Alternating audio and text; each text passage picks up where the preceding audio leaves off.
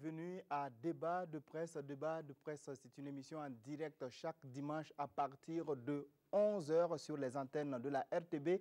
Débat de presse, c'est l'actualité vue par le prisme des médias avec des commentaires, des analyses et des décryptages des journalistes de la presse nationale sur les grands sujets qui ont marqué l'actualité nationale et internationale.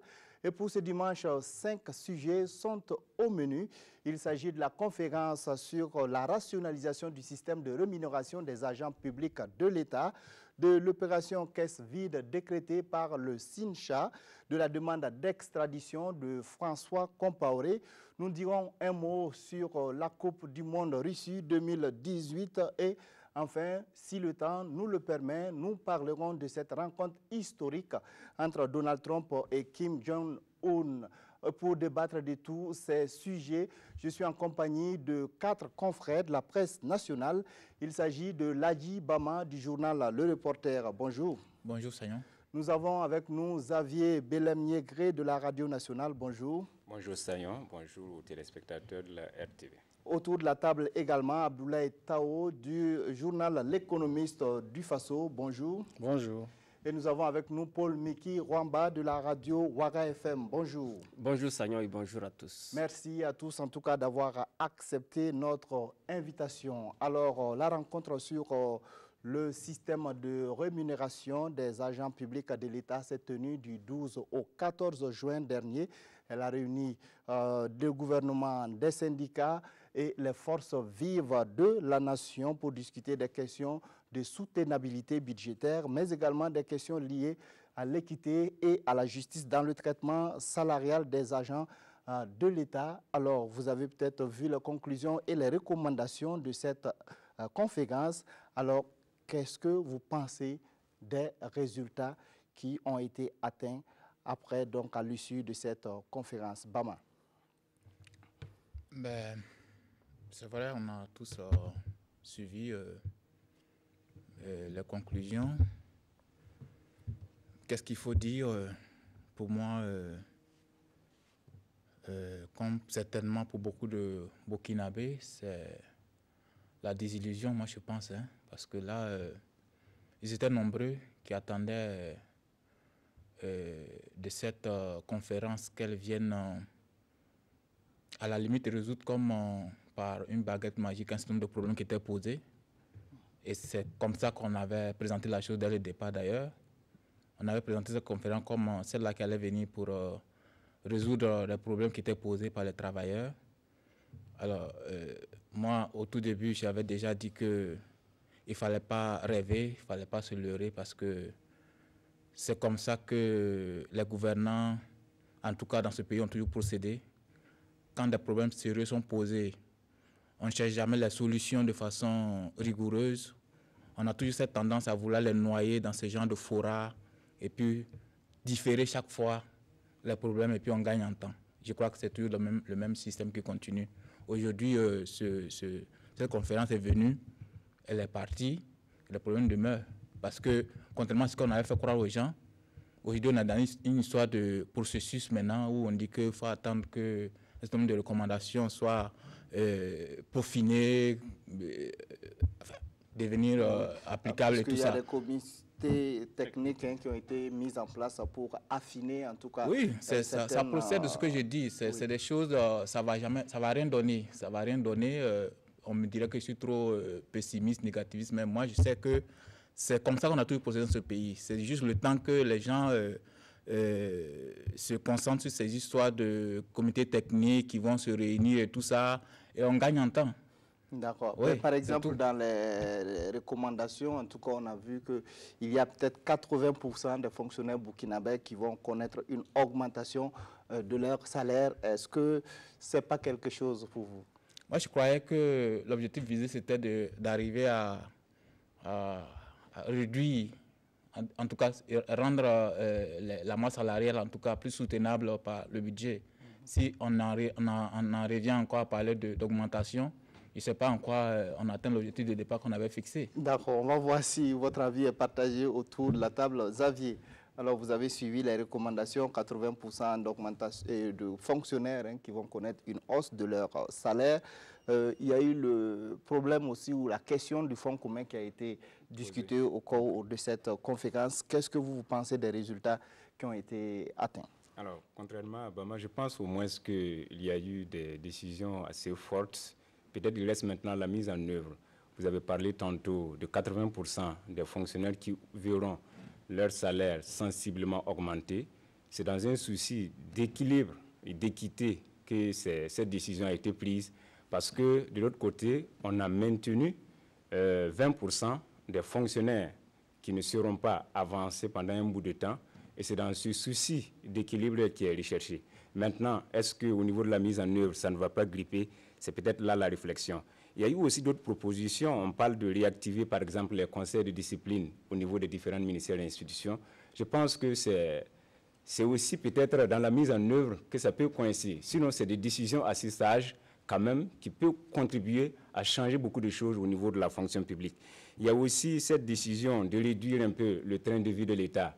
Mais il y a des décisions quand même que j'estime que ça va être difficile à mettre en œuvre quand on demande, par exemple, de supprimer des institutions comme le CES, le médiateur du FASO. Est-ce qu'on peut le faire dans les 5 mois à venir, parce que le comité a 5 mois pour traiter de toutes ces questions? Et si c'est le cas, parce que le médiateur du FASO, c'est dans la Constitution, est-ce qu'on peut voter une loi dans les jours qui suivent pour supprimer automatiquement le médiateur du FASO? Ça va être difficile. Il en est de même que les autres institutions. Je pense notamment au Conseil économique et social. C'est vrai que c'est une composante qui réunit beaucoup d'acteurs qui viennent un peu partout pour se réunir et puis réfléchir. Si on décide de supprimer cette institution aujourd'hui, où on met les fonctionnaires qui y travaillent, donc c'est peut-être des décisions qui vont prendre du temps pour se mettre en œuvre. Mais je pense que quand même il y a des acquis qu'il faut quand même retenir à l'issue de cette grande messe. Oui, très rapidement. Noter à Blême Yégré que s'il fait bien attention, tout ce qu'il a cité, il suffit qu'il jette un coup d'œil dans le rapport du CCRP, il verrait exactement la même chose dedans. Tout est énuméré là-bas. Il n'y a rien de nouveau dans ce qui a été dit. Donc moi, je pense qu'on n'a pas besoin de cette conférence pour arriver à ce résultat-là. D'accord. Voilà. On va prendre l'avis de Tao Abdoulaye. Alors, vous avez vu les conclusions, en tout cas les recommandations de cette conférence, au regard aussi de ce que les deux confrères viennent de dire. Quel est votre avis sur la question? Bon, on ne peut pas dire que c'était le coup de bâton magique comme presque dit Bama. Mais je pense qu'il faut quand même saluer la tenue de cette rencontre, parce qu'elle a permis de poser un problème. Il y avait un sujet à l'ordre du jour, et au fur et à mesure du débat qu'il y a eu en amont, les sujets ont été élargis, et cela a surpris beaucoup de gens, parce qu'on était parti, tout le monde était focalisé sur le fonds commun. On est revenu sur les salaires, comment trouver un système de rémunération soutenable, et on est même allé au-delà. On a vu comment gérer la performance des agents de la fonction publique, et aussi de voir comment on peut diminuer le train de vie de l'État.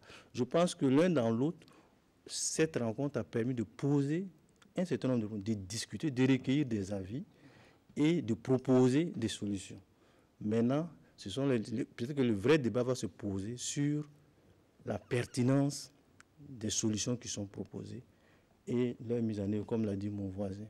Par exemple, sur la suppression de certaines institutions, bon, des actes sont codifiés dans la Constitution, ça va prendre quand même un peu de temps. La commission pourra travailler, va faire des propositions et va peut-être proposer des délais aussi. Vous savez, ils ont 5 mois, 6 mois pour faire finaliser leurs documents et leurs propositions. Au sortir de ça, peut-être qu'on aura une visibilité sur ce qui va se faire. Mais déjà, sur l'essentiel, on constate que sur le fonds commun, les salaires, tout ça, dès janvier 2000... Le fonds commun qui a été, entre griffes, maîtrisé, si on peut le dire, avec les propositions plafonnées. Plafonnées. Oui, et je pense que... Bon, ça aussi, ça va créer d'autres petits soucis, parce qu'au départ, le système actuel, c'était sur le recouvrement de façon générale. Là, on met sur les pénalités. Et les amendes. Et les amendes. Bon, il faut qu'on fasse des projections, les calculs, et qu'on affine pour voir un peu, effectivement, où est-ce que ça peut nous mener. Parce que le problème aussi, le but des fonds communs, au départ, c'était de permettre aux gens d'être efficaces sur le terrain. Est-ce qu'en indexant uniquement sur les pénalités, comme on a voulu le faire, est-ce que les montants qui vont être recouvrés vont permettre de satisfaire tous les agents? Mais comme c'est une décision qui va être prise au niveau national, je pense que s'il y a un consensus là-dessus, on ira ensemble. Comme c'est le début des discussions, et je pense que toutes les contributions sont attendues pour effectivement y parvenir. Maintenant, sur les 80% qui vont avoir des augmentations de salaire, je crois qu'il faut relativiser aussi. Bon, c'est des projections que les gens ont fait sur les montants actuels. Donc, je crois qu'il faut relativiser. L'objectif, ce n'est pas d'augmenter le salaire des gens. L'objectif de la rencontre, ce n'était pas ça. L'objectif, c'est de voir comment l'État peut disponibiliser les salaires des gens de façon régulière et pérenne. Voilà. Si on fait une fixation sur les augmentations de salaire, on quitte le schéma de la conférence. Oui, Xavier l'a dit, il y avait cette question aussi, cette volonté en tout cas de réduire les inégalités en fait, qu'il y avait entre certains salaires de fonctionnaires dans la même fonction publique. Oui, Paul Miki. Oui, alors moi je suis de ceux-là qui avaient salué l'idée d'une telle rencontre parce que pour moi il était temps qu'on s'asseye à un moment donné et pour avoir cette rencontre nationale sur les questions de salaire parce que ça faisait un peu trop depuis pratiquement 2015 avec les réformes au Conseil national de la transition et puis dès 2016 on a vu une série de revendications syndicales, il y avait beaucoup de statuts autonomes qui avaient été demandés. On était dans une direction où on ne savait pas exactement où on allait. C'est pour cela que moi j'avais salué à l'époque cette annonce qui avait été faite par le président de Faso le 31 décembre 2017 pour cette rencontre qui a eu lieu justement cette semaine. Alors maintenant aujourd'hui on parle des résultats. Pour moi, le plus important d'une telle rencontre, c'était, comme vous l'avez dit, d'aplanir les inégalités que l'on avait entre les fonctionnaires. Parce que d'ailleurs, la veille de la rencontre, le Premier ministre s'est donné la peine d'expliquer qu'au Burkina Faso, on avait des fonctionnaires qui avaient les mêmes diplômes et dont le traitement salarial, c'était le jour et la nuit. Donc, ça passait du simple au double, sinon au triple pour certains. Donc, ça crée des frustrations. Et je crois personnellement que ce sont ces frustrations qui ont envoyé toutes ces revendications que l'on a connues depuis le temps que l'on a facilement accordé une réponse favorable aux revendications des magistrats. Tous les autres syndicats ont rappelé cette satisfaction des magistrats et pour déposer également leurs revendications. Parce que nous sommes dans un pays où les gens se comparent et ce n'est pas ce que je gagne qui m'intéresse, c'est ce que l'autre gagne de plus que moi qui m'intéresse. C'est ça un peu qui caractérise notre vivre ensemble en matière de boulot.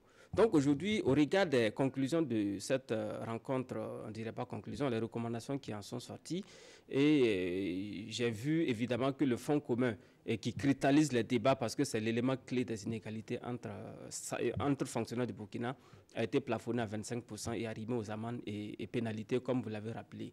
Mais j'étais également étonné de voir qu'au-delà de ces questions de salaire, c'est vrai que dedans il était question également de parler de cette question de maîtrise des dépenses de l'État, de rationaliser le budget de l'État. On a proposé la suppression d'un certain nombre d'institutions, le HCRU, le CES, le Ministère du Faso, etc. Donc ça fait un peu désordre parce que comme Bama l'a rappelé, ces propositions étaient déjà contenues dans le CCRP. Et puis après, rappelez-vous qu'on a eu ici une commission constitutionnelle qui a travaillé sur ces questions, qui a fait des propositions. Aujourd'hui, on a, avant même la commission constitutionnelle, certaines autres structures comme ça, ad hoc, qui avaient été mises en place, avaient fait ces propositions.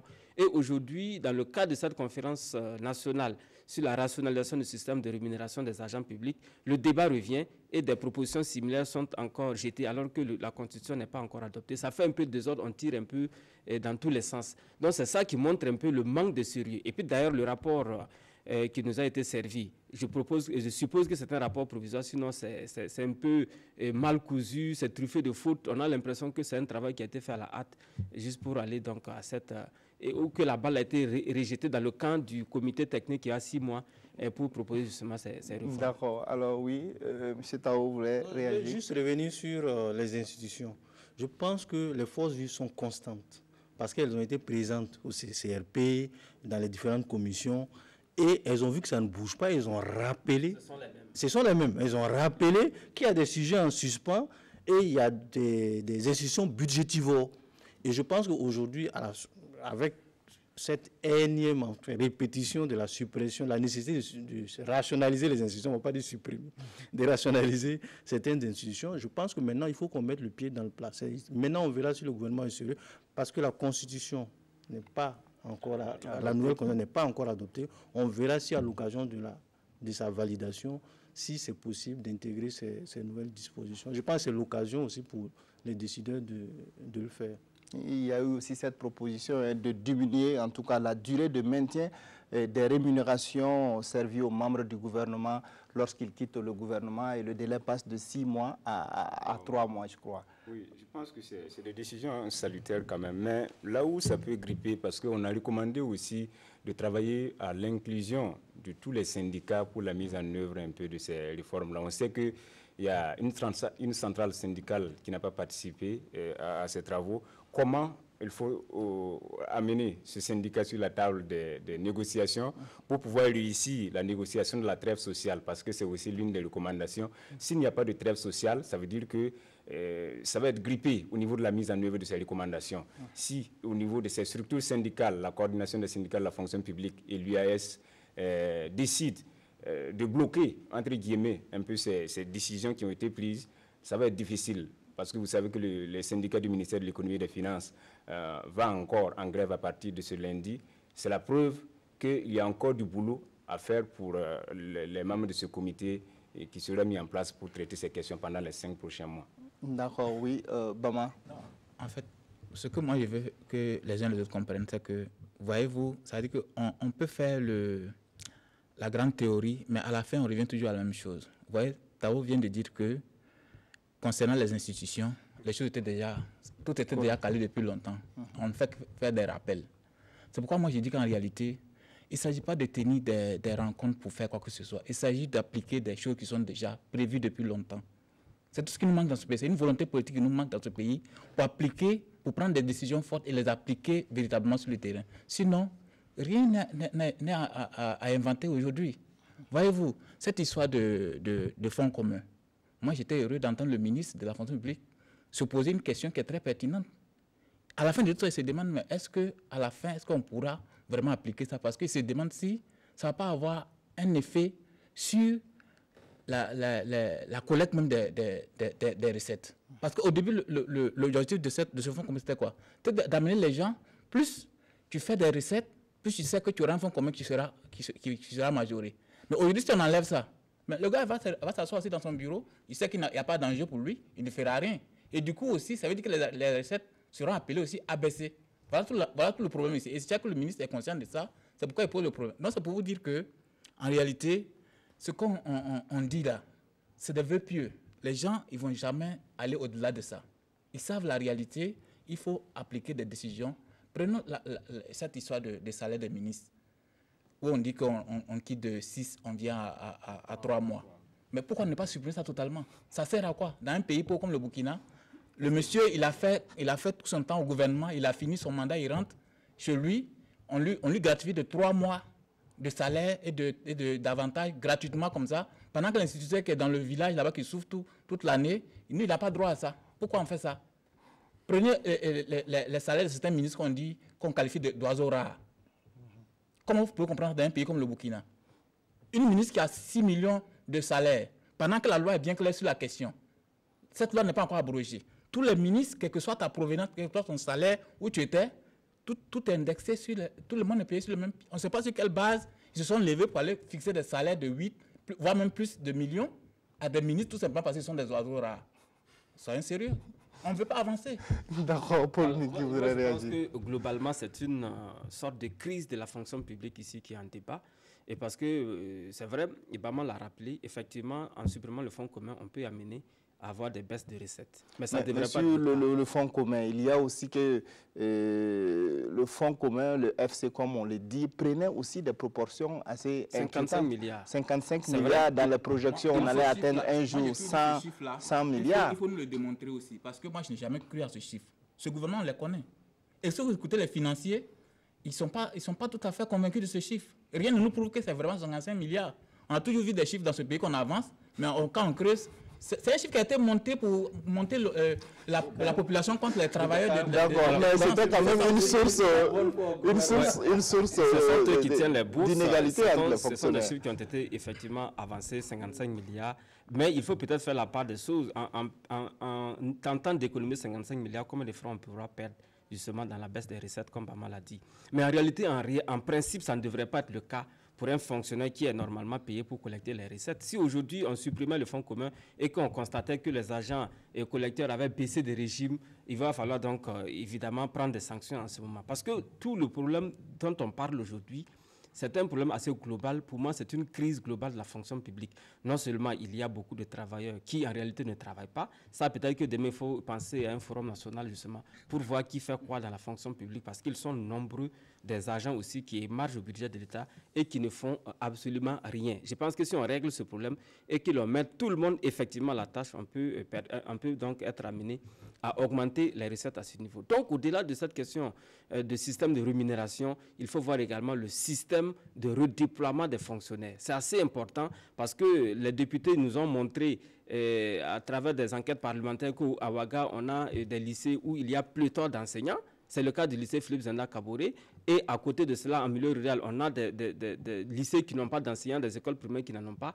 Idem dans le monde sanitaire. Donc, il s'agit d'autres formes d'inégalité qu'il va falloir régler justement dans le cadre de la fonction publique. Parce que ça permet également de rationaliser les dépenses. Parce que, imaginez quelqu'un qui est régulièrement payé et pour un travail qu'il n'exécute pas, ça peut être assez important. Je crois qu'en la matière, les exemples sont légion. Même chez vous, à la RTV, c'est un modèle. Bon, d'accord. Alors, on a bien compris votre position. On va évoluer dans les débats parce que nous sommes pris par le temps. On va parler du SYNCHA, donc le syndicat national des travailleurs de la santé humaine et animale, qui a décrété une opération caisse vide du 11 au 18 juin. Alors, avant donc de parler concrètement de cette opération, alors est-ce que les arguments qui ont été avancés par le syndicat à travers sa plateforme revendicative pour aller donc à cette opération caisse vide vous convainc? Tao. Bon, me convainc, bon, chacun a ses arguments, mais je trouve que peut-être dans le fond, ils ont raison de les réclamer. Je crois qu'un des points d'achoppement, c'est la mutation d'un certain nombre de leurs éléments, mais ça aussi, ça pose un problème général, pas de commandement, mais du fonctionnement de la fonction publique. Parce que quand on enlève un agent, l'autorité, normalement, ce sont ses prérogatives en fonction, ils cherchent, comment on appelle ça, pour des raisons de service, comme on dit, enfin, pour l'efficacité, etc., etc. Donc ça, on ne peut pas tout de suite en vouloir à un responsable qui mute un agent. Ça dit qu'accrocher toute la grève à ça, ça devient... Je crois qu'il y a un syndicat qui avait demandé aussi le départ d'un de leurs directeurs. Je trouve que souvent, quand on personnalise les revendications de cette façon, on passe à côté de l'essentiel. Quand le SYNCHA revendiquait des meilleures conditions de travail, l'équipement de l'hôpital, tout le monde est avec eux. Est-ce que vous voyez? C'est pour ça que souvent, les sujets de lutte aussi, souvent, il faut que ce soit populaire, entre guillemets. Cette histoire de caisse vide, c'était un flop. J'allais dire médiatique. On n'a pas fait tout le tour pour voir comment ça... Mais ça n'a pas eu le coup que ça voulait, parce que l'administration, pour une fois, a pris les dispositions pour contrer aussi cette opération caisse vide. Ça veut dire quoi? Ça veut dire que les syndicats qui voulaient être plus proches des usagers n'ont pas réussi son coup médiatique, en fait. Donc souvent, je trouve que dans le déclenchement des grèves, surtout souvent les plateformes revendicatives, je ne peux pas donner les leçons de plateformes revendicatives aux gens, mais il y a des sujets qu'il faut mettre en avant, plus que d'autres, parce qu'il faut fédérer les énergies, il faut fédérer l'opinion, si on veut gagner un certain nombre de batailles. Et souvent, ce n'est pas le cas. Ces derniers temps, on voit que souvent, dans les plateformes, bon, c'est vrai que c'est une bataille de la communication, le gouvernement aussi préfère mettre en exergue ce qu'il arrange ou ce qui l'avantage auprès de l'opinion dans certains dossiers. D'accord, oui. Bama, votre avis? Non, c'est le même constat que je fais, parce que tout le monde est unanime que cette opération a été un échec. C'était patent, tout le monde l'a vu. Et c'est comme Tao l'a dit, il y a eu certainement une erreur d'appréciation au niveau de ce syndicat, parce que ça a été visiblement très très mal coaché au départ et les gens ne les ont pas suivis. Ils doivent pouvoir faire, comment on appelle ça, une analyse assez objective de la situation et puis revoir leur copie à ce niveau-là, parce que souvent aussi, il ne faut pas gréver pour gréver. Il faut souvent savoir apprécier les moments et savoir quand est-ce qu'il faut lancer tel mode d'ordre et tel autre. Donc, c'est ce qu'on peut dire à ce niveau-là. Voilà. D'accord. Oui, Xavier. Alors, moi, je pense que ce syndicat a voulu un peu laver son visage face aux usagers de la fonction publique hospitalière, si on peut le dire ainsi, parce que vous avez, on a l'impression à chaque fois quand il y a grève des Chincha, ce sont les usagers qui en paient le lot au tribut, parce que les gens viennent avec leurs malades, ils n'ont pas de gens pour les soigner. Donc c'était une opération pour dire, voilà, on est avec vous, il ne faut pas payer, venez, on va vous soigner gratuitement. Voilà, malheureusement, ça n'a pas pris. Maintenant, sur les raisons avancées pour aller en grève, je pense que, bon, quelque part, on peut comprendre le syndicat quand on mute des agents pendant qu'ils sont en mouvement. On peut dire automatiquement que c'est parce qu'ils sont en grève qu'on les a mutés. Mais le ministre a parlé, par exemple, de la prérogative. Oui, justement, parce que pour le cas des infirmiers chefs de poste de Puitenga, le ministre a expliqué, il a dit que c'est des infirmiers qui détenaient par divers des documents qu'ils devraient transmettre régulièrement pour permettre aux premiers responsables d'évaluer l'évolution de certaines maladies. Ça, c'est quand même une faute grave au niveau de l'administration, parce que vous ne pouvez pas bloquer ces documents dans un domaine aussi assez sensible. Mais si l'autorité vous a muté parce que vous êtes en grève, ça aussi, ça complique un peu la situation. Voilà. D'accord, oui, Paul Miki. En tout cas, sur ce point, justement, le Premier ministre, lors de sa conférence de presse, a dit qu'il ne voyait pas d'éléments objectifs, en tout cas, qui pouvaient permettre de justifier cette opération caisse vide. C'est vrai qu'à l'occasion de cette conférence de presse, le Premier ministre a décortiqué point après point la plateforme du Sincha pour dire que ça ne nécessitait pas une telle opération caisse vide. Il est question bien évidemment de cette mutation des agents. C'est vrai que le ministre de la Santé a également expliqué les raisons pour lesquelles il est amené à prendre une telle décision, parce qu'il a même dit qu'il y avait des enfants qui ont été privés de vaccination contre le paludisme par la faute de vaccinations, pardon. Contre le paludisme.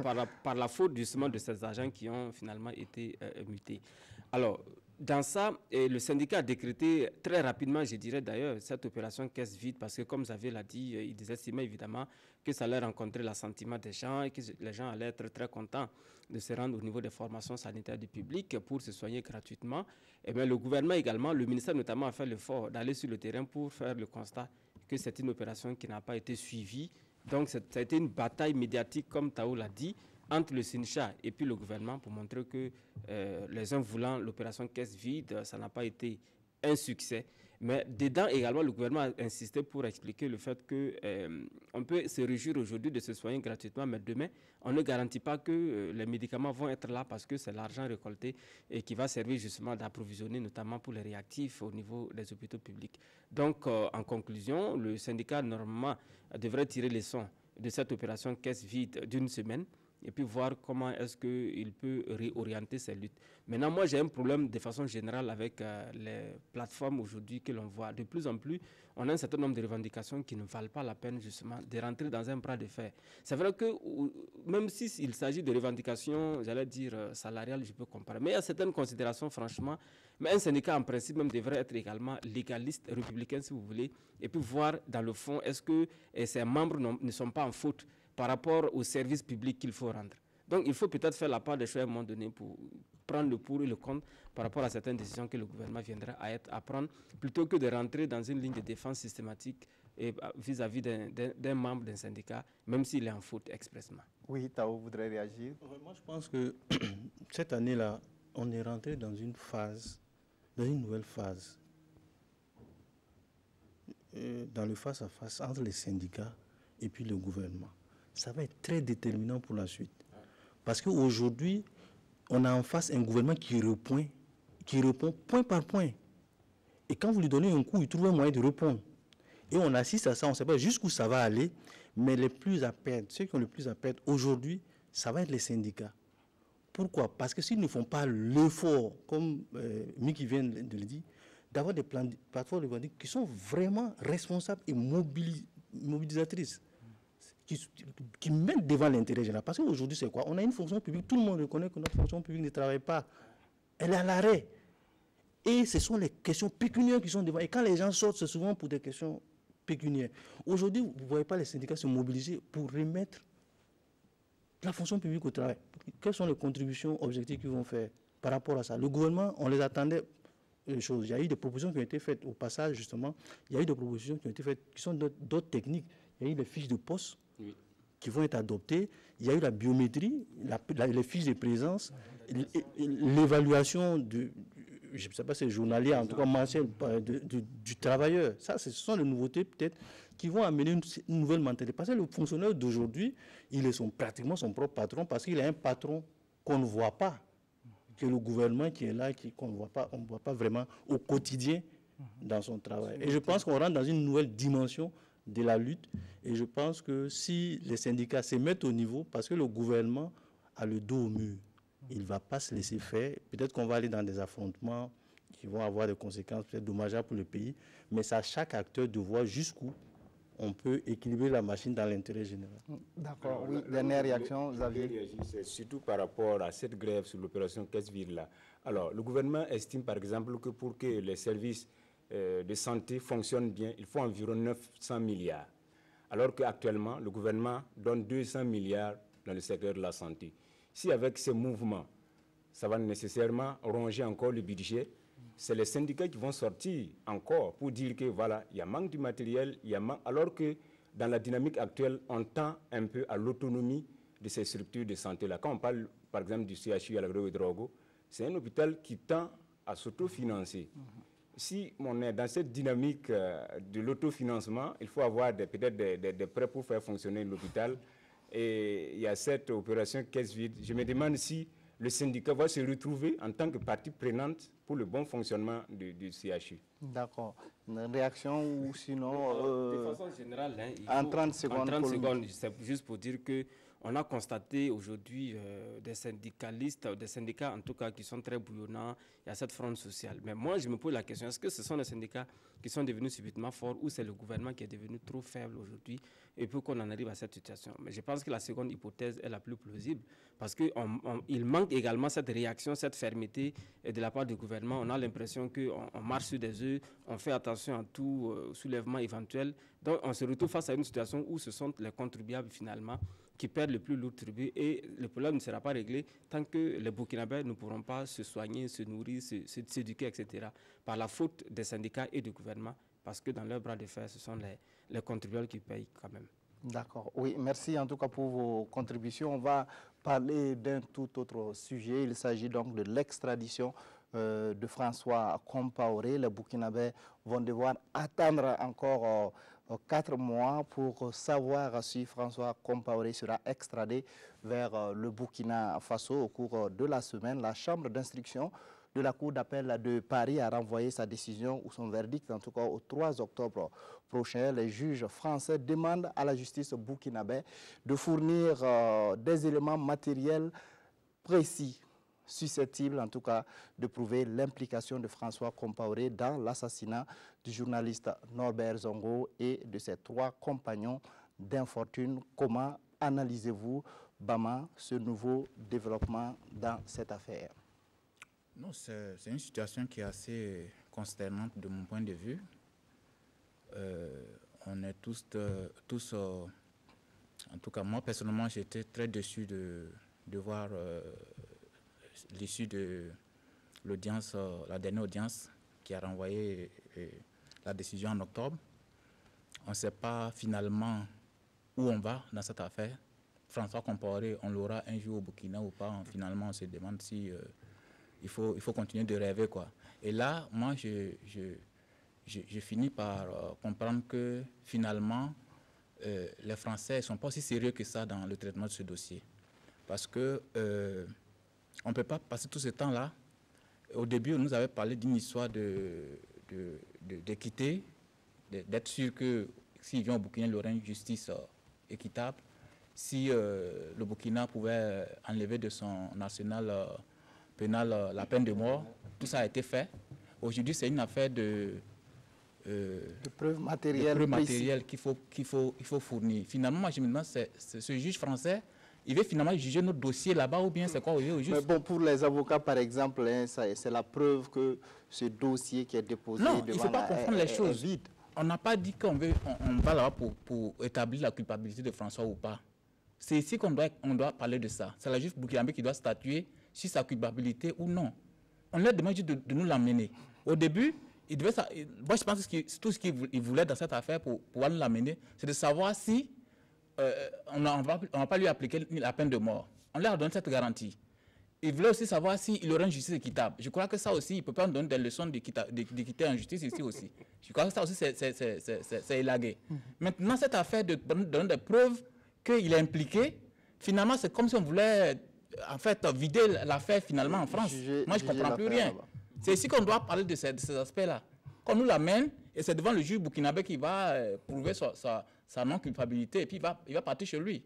Parce que moi, finalement, je pense qu'ils sont en train de nous inscrire dans la même dynamique que ces génocidaires rwandais qui sont chez eux là-bas depuis longtemps, dont la preuve est bien établie, mais qui refusent d'extrader. Et ça, c'est purement politique, ça n'a rien de judiciaire. Et s'ils veulent rentrer dans ça, moi, je dis que c'est vraiment dommage. D'accord, oui. Tao. Moi, je crois que je suis aussi pessimiste que Bama, parce que je pense que l'affaire commence à être... Enfin, l'affaire est mal engagée. Parce que quand on commence à demander des pièces, les pièces, on les demande au procès.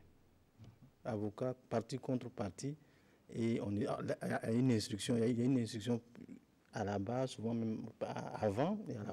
Maintenant, je ne sais pas. Moi, je ne suis pas très technicien de justice, mais je ne sais pas quelle est la nature des pièces qu'il veut. Quand on leur montre la preuve que François... La justice burkinabé demande à François de venir répondre d'un certain nombre de faits et devant un certain nombre de contradicteurs. C'est tout. Peut-être qu'après cette audition, on ne peut pas le présumer coupable. Parce que le problème, c'est que la justice, même française, se met dans une position comme si le gars, si c'est un jugement, il peut venir ici et répondre au juge, répondre au juge burkinabé. Et s'il n'y a rien dans le dossier, il va partir, à moins qu'il n'ait vraiment pas confiance en notre justice. D'accord, oui, Paul Miki. Il faut rappeler que le mandat d'arrêt contre François Compaoré a été lancé depuis mars 2017. Et c'est plusieurs mois après que la France a arrêté François Compaoré. En octobre, plusieurs mois après, donc en octobre 2017, qu'il a été intercepté à l'aéroport de Paris. À l'époque, beaucoup de gens avaient dit que cette action, c'était simplement pour permettre l'arrivée de Macron à Ouaga. Moi, je ne croyais pas à cela, mais de plus en plus, je pense très bien que c'était l'objectif. Parce que quand on regarde le décalage entre le mandat d'arrêt et puis son arrestation, alors qu'à l'époque, il faisait justement des va-et-vient. Lui-même, il avait dit qu'il partait à Paris. Librement, il a parlé à Jeune Afrique, etc. Il circulait librement. Et on ne peut pas aujourd'hui ne pas donner raison à ceux qui ont dit que cette action ponctuelle-là, c'était justement pour permettre l'arrivée d'Emmanuel Macron à Ouaga. Effectivement, Emmanuel Macron est venu à Ouaga, il s'est amusé avec les autorités burkinabées, il allait faire son show à l'université, il est reparti. Et on est toujours dans cette affaire. On croyait évidemment à la bonne foi de la France jusqu'à ce qu'on s'est précipité pour venir faire une relecture du code pénal ici au Burkina qui fait beaucoup polémique parce que je suis d'accord avec ceux qui pensent évidemment que cette relecture précipitée, c'était pour extraire la peine de mort et puis permettre justement l'extradition de François Compaoré, même si ceux de la majorité voyaient autre chose, c'était bien fait. Aujourd'hui, on peut féliciter les autorités gouvernementales et judiciaires du Burkina pour avoir mis tout en œuvre pour justement permettre cette extradition et la balle se trouve dans le camp de la France. Comme les autres l'ont dit, on avait estimé évidemment qu'il s'agissait simplement d'une demande d'extradition parce que le mandat d'arrêt, c'est ce que ça traduit. Et aujourd'hui, on se rend compte que l'affaire Norbert Zongo est en train de se rouvrir à Paris. C'est à ne rien y comprendre lorsqu'on demande justement ces preuves matérielles telles que cela a été présenté le 13 juin dernier. Et quand on regarde également le communiqué des avocats de François Compaoré, on est fondé à croire que quelle que soit la qualité des preuves que le Burkina viendrait à offrir, ces preuves seront rejetées. Et parce qu'on estime que si ces preuves n'existaient pas avant le 13 juin, elles ne peuvent pas exister après le 13 juin. Donc les avocats estiment justement qu'ils seront très regardants sur la fiabilité, la qualité de ces preuves. Donc on est dans une situation où d'abord, il n'est pas évident que le Burkina, l'État du Burkina puisse avoir ces preuves avant justement la date d'octobre 2018. Et deuxièmement, ce n'est pas évident également que même si ces preuves, par miracle, on venait de les produire, seront acceptées. Donc c'est vraiment le pessimisme total par rapport à cette affaire François Compaoré. Peut-être qu'il faut envisager déjà autre chose, parce que moi, personnellement, je n'y crois plus. Oui, très rapidement, Tao, avant sur ce dossier-là, je pense que, bon, on a peut-être un peu rêvé, quoi. Parce que si on regarde l'affaire Norbert Zongo, il y a eu, le pouvoir, l'ancien régime a pris plus de 10-15 ans pour juridiquement tuer le dossier. Aujourd'hui, quand on nous demande une pièce, je ne sais pas où est-ce qu'on va la trouver. C'est-à-dire que... Plus de 20 ans après. Voilà, techniquement, aujourd'hui, d'un point de vue juridique, j'ai l'impression que François est intouchable. Parce que cette pièce-là, à moins qu'il y ait des révélations par extraordinaires, parce que des gens aujourd'hui ont appris que non, il est en train d'échapper à la justice, il y a des révélations, des éléments nouveaux, peut-être en ce moment. Sinon, actuellement, je ne sais pas, avec tout le travail qu'il y a eu en amont. Voilà, on va dire où ils étaient ces témoins. Oui. Alors, pour ne pas répéter les confrères, je pense que dans cette situation, le Burkina risque d'être considéré comme une sous-préfecture de la France. Parce que on se rappelle l'histoire avec l'Arche de Joé au Tchad, où Sarkozy avait dit qu'il allait aller chercher les Français où qu'ils sont. Alors, si la France peut venir en Afrique chercher ces Français, parce qu'on les a condamnés au Tchad, alors que le Burkina demande son national qui vit dans un sol français de venir se faire juger au Burkina et qu'on refuse, je pense qu'il y a problème. Les documents qu'on demande, les autres confrères l'ont dit, c'est au moment du procès, au jugement qu'on doit demander ces pièces. Je pense que le débat devait se poser s'il y a une justice équitable au Burkina pour juger François Compaoré, ou si les dispositions juridiques au regard de la justice française et le Burkina permettant l'extradition. Je pense que toutes ces insuffisances ont été corrigées. Si malgré tout on demande des pièces complémentaires, je pense que l'État burkinabé doit prendre son courage à deux mains et dire à la France, il faut extrader François Compaoré, parce que ce n'est plus un domaine dans le domaine judiciaire, c'est beaucoup plus diplomatique. Et il faut mettre la pression là où il le faut pour qu'on puisse décanter cette situation de mon point de vue. D'accord. En tout cas, la balle est dans le camp de la justice française et on va rester avec le ballon pour parler de la Coupe du Monde Russie 2018. L'ouverture, c'était le 14 juin dernier à Moscou. Alors, le match d'ouverture, vous l'avez vu, victoire de la Russie, 5-0 face à l'Arabie Saoudite. Avant d'aborder les questions purement sportives, on va parler un peu de la politique et de la diplomatie. On a constaté en tout cas qu'à la cérémonie d'ouverture de cette Coupe du Monde Russie 2018, il n'y avait pas grand monde en termes de dirigeants politiques, en tout cas du monde, dans les gradins du stade d'ouverture, à la cérémonie d'ouverture plutôt. C'est un constat. Maintenant, qu'est-ce qu'il faut en tirer comme leçon? Ça, je ne sais pas si c'est un lâchage de Poutine, et je dis Poutine, du président. Oui, c'est bien lui. Oui. De Vladimir Poutine, surtout les Européens. Qui a tout fait pour organiser. Et jusqu'à présent, il n'y a pas trop de couac. En tout cas, côté organisation, ça allait bien aller. Maintenant, s'il n'a pas reçu le soutien, vous savez que bon, le foot aussi, c'est de la haute politique. Hein, donc, souvent, les gens, toutes les tribunes sont bonnes pour s'exprimer. Et je pense que si les Européens, on a vu le prince saoudien aux côtés de Vladimir Poutine, bon, lui, il était obligé d'être là pour le match d'ouverture, mais je ne sais pas si Sarkozy aurait fait, je dis Sarkozy, pardon, si le président français Emmanuel Macron aurait fait le déplacement pour le premier match de la France, je ne suis pas sûr. D'accord, oui. Paul, Miki. Je pense exactement la même chose, hein, parce que c'est une question de diplomatie. Vous savez que sur le plan international, la géopolitique internationale, tous les États ne sont pas des alliés de la Russie. Et on connaît un peu également les amis de Poutine. Donc, c'était tout à fait normal que cette politique se déteigne sur les gradins à l'occasion justement de l'ouverture de ce mondial. Mais ce qui est important de dire, c'est qu'un mondial reste un mondial. Ce sont les équipes qui comptent le plus. Ce ne sont pas les chefs d'État. Ce n'est pas une foire de chefs d'État. Donc, que ces derniers viennent ou pas, moi, ça ne me fait ni chaud ni froid. Le plus important, c'est de voir justement l'ensemble de ces équipes qui sont les finalistes jouer justement au ballon en Russie. OK, sur le terrain, on a 5 équipes africaines qui sont engagées, mais la compétition semble être assez difficile. 3 sorties, 3 défaites, Nigeria, Maroc, Égypte. Est-ce que vous pensez que les équipes africaines ont leur chance, en tout cas, dans ce mondial, la Russie? Bon, c'est difficile de le dire par rapport aux chances des équipes africaines, mais par rapport à l'ouverture, comme vous l'avez dit, à la première question, je pense que ça traduit un peu l'isolationnisme de l'Occident par rapport à l'Orient. Et aussi, il y a une tradition européenne qui n'est pas forcément africaine. Lorsqu'il y a des grandes foires chez nous en Afrique, les syndicats de chefs d'État, entre guillemets, se retrouvent voilà, pour manifester un peu leur solidarité. Je pense que c'est aussi une tradition purement européenne de voir un peu les choses. Si Poutine n'a pas invité, je ne sais pas, Macron ou encore Angela Merkel par rapport à cette manifestation de la grande messe de football, ça ne dit rien aux Occidentaux. Mais par rapport aux chances des équipes africaines, je pense qu'on a encore du boulot, il faut le dire franchement. Les équipes africaines ont encore du boulot sur le terrain. Il y a des individualités qui se sont distinguées. Je vais parler du Sénégalais et de l'Égyptien lors de la Ligue des Champions. Mais est-ce qu'en Afrique, il y a ces individualités-là qui peuvent se réunir en Afrique et puis donner des équipes performantes? Je pense qu'il y a du boulot pour les entraîneurs africains et ce n'est pas pour demain. Oh, voilà. D'accord, oui, Bama. Ben, moi, j'allais dire que rien n'est encore joué, hein, parce qu'on a que au premier match, c'est vrai que l'entrée est un peu difficile pour les équipes africaines. Mais je pense qu'elles ont encore toutes les chances. Il suffit de se réveiller à temps, parce que le foot, quand même, comme on le dit, ce n'est pas une science exacte. Hein.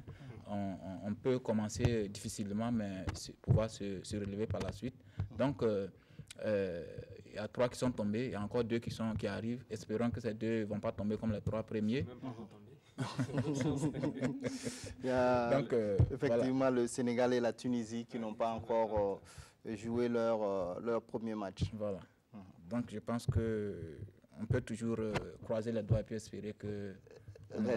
Alors, il y a une nouveauté aussi à cette Coupe du Monde. Il s'agit de l'arbitrage vidéo. On l'a vu avec le match de la France contre l'Australie. Alors, qu'est-ce que vous pensez de cet arbitrage vidéo? Parce que les gens disent que ça met fin à la spontanéité du jeu, que voilà, le football n'est plus naturel comme par le passé. Je pense que ça enlève un peu de la saveur, hein, à cette passion.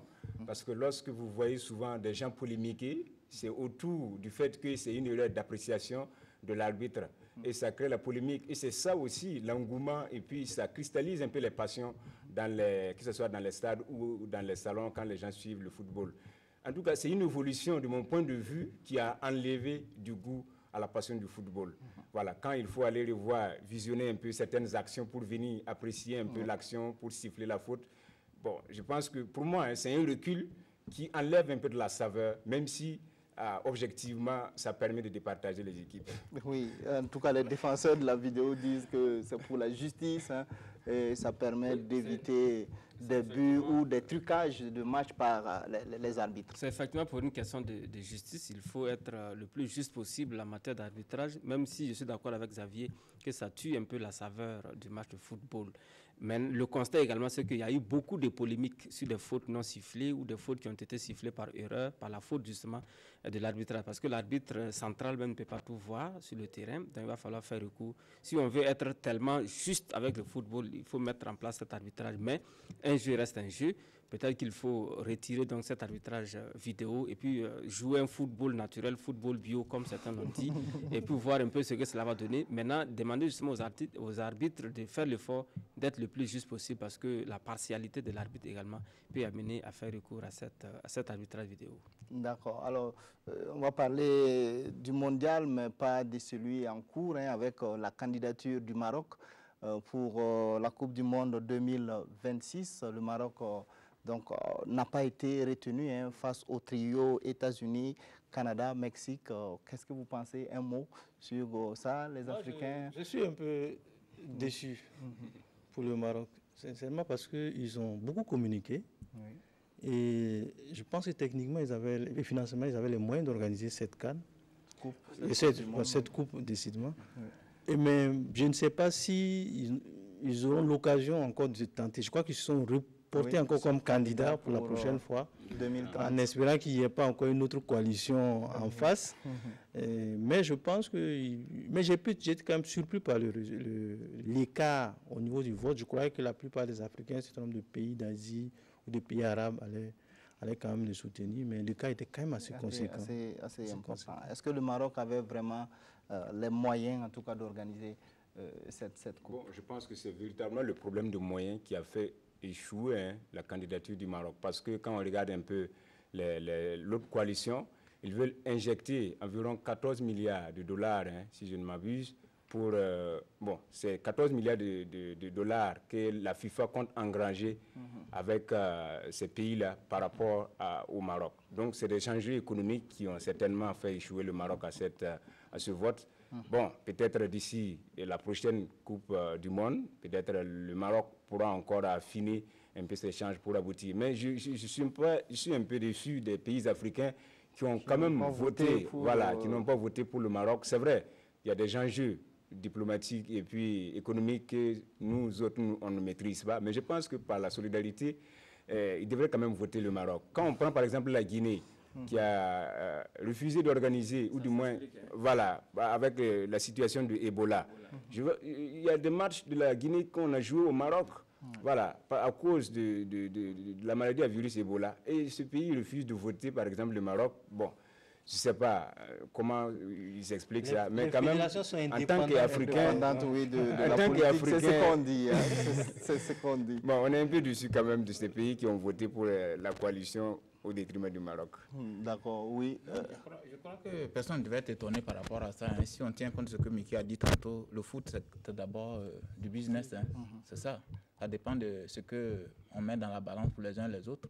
Et sur cette base, chacun décide par rapport à ses intérêts. Donc moi, je pense que certainement la Guinée, ce que peut-être Benin Yégueri ne sait pas, c'est que la Guinée a eu pour son compte pour pouvoir voter ça. Voilà. D'accord. Alors, on va fermer cette page sportive avec vos équipes favorites. Peut-être que prochainement, vous reviendrez sur ce plateau pour dire « Ah oui, je l'avais dit que l'Allemagne allait être championne. » Oui, Bama, vous comptez sur quelle équipe pour remporter ce mondial? Moi, comme Poutine, il est rentré bien, il a bien organisé et puis il est rentré en force. Je vote pour Poutine. La Russie, oui. Elle ne fait pas partie des favoris, en tout cas, oui. Mais moi, je suis pour lui. Tao. Moi, j'ai deux équipes. Je pense qu'une des deux va arriver en finale. Oui. Le Brésil ou l'Allemagne. Brésil-Allemagne pour Tao. L'Espagne qui a fait match nul assez spectaculaire avec le Portugal. Oui, je pense au Portugal. Au Portugal, ah d'accord, donc vous êtes rivaux. Alors on va parler du tout dernier sujet en quelques minutes. Il nous reste à peine 3-4 minutes pour parler de cette rencontre historique qu'il y a eu le 12 juin dernier à Singapour entre Donald Trump et Kim Jong-un, le président donc, de la Corée du Nord. Alors, il y a un document, en tout cas un accord sur la dénucléarisation qui a été signé. Est-ce que vous pensez que cet accord va tenir au regard de la personnalité de ces deux présidents? Pama. Non, je pense que la conclusion, la fin de ta question répond à la question. Parce qu'avec des gens comme ces deux-là, rien n'est gagné à l'avance. Hein. C'est des gens, ils sont ici le matin, le soir, ils sont carrément l'opposé de ce qu'ils étaient le matin. Donc avec des gens comme ça, on ne peut jamais rien prévoir à l'avance. Si bien que moi, je pense que c'est juste... le mérite de cette rencontre, c'était qu'elle ait eu lieu seulement, c'est tout. Au-delà de ça, moi, je n'espère plus rien d'autre. Alors, est-ce qu'on tend vers une normalisation, en tout cas, des relations entre moi, je crois qu'il ne faut pas rêver. Ces deux pays? Oui, Tao. Moi, comme Bama l'a dit, on a en face de nous des personnalités qui sont très ondoyantes. La mise en scène pour se chômer, personne n'a cru qu'elle allait se tenir finalement. Et à la dernière minute, la rencontre a eu lieu, il y a eu un accord. Moi, j'attends de voir. Je suis Saint Thomas là, moi j'attends de voir la suite. D'accord, il faut voir avant de croire. Oui, Paul. Je voudrais douter de cette assertion des physiciens qui disent que deux corps de même signe se repoussent. Et cette fois-ci, on a vu deux corps de même signe qui s'attirent. Oui. C'est-à-dire, pour combien de temps, c'est la question. Les deux chefs d'État se ressemblent tellement, Donald Trump et Kim Jong-un se ressemblent tellement en termes de comportement, et ils ont décidé de se retrouver. C'est vraiment historique, comme vous l'avez dit. Et beaucoup de gens au niveau de la communauté internationale ne croyaient pas à cette rencontre. C'est là d'autant plus que Donald Trump lui-même il s'était désisté avant de revenir justement pour reprogrammer cette rencontre. C'est vrai que ça a eu lieu cette fois-ci à Singapour.